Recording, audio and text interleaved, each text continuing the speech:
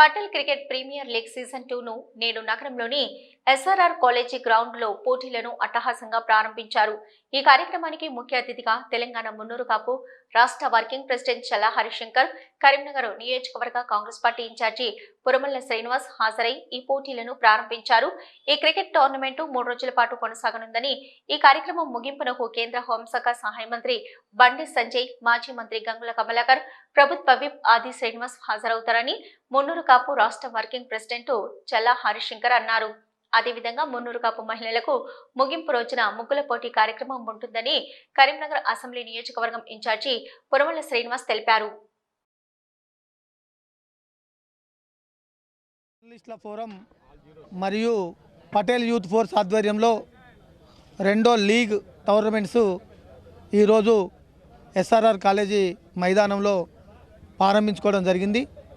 దీనికి గాను ఈ 3 రోజుల టోర్నమెంట్స్లో దాదాపు 50 పైచీలకు టీములు పాల్గొంటున్నాయి.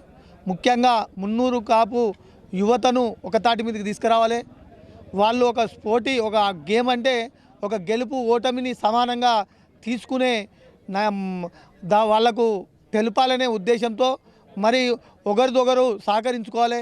కులంలో యువత కూడా ముందుకొచ్చి కుల అభివృద్ధికి, కులంలో ఉన్న కింది స్థాయిలో ఉన్న మన వాళ్ళను కూడా మనతో పాటు ముందుకు తీసుకుపోయేందుకు దోహదపడే విధంగా ఇవాళ జర్నలిస్టుల ఫోరం కానీ పటేల్ యూత్ ఫోర్స్ వారు కానీ మరి టోర్నమెంట్ నిర్వహిస్తున్నందుకు వారికి ప్రత్యేకంగా కృతజ్ఞతలు, ధన్యవాదాలు తెలియజేస్తూ ముక్కోటి ఏకాదశి శుభాకాంక్షలు తెలియపరుచుకుంటూ ఈరోజు ఎంతో పండగ పర్వదినం, శుభదినం.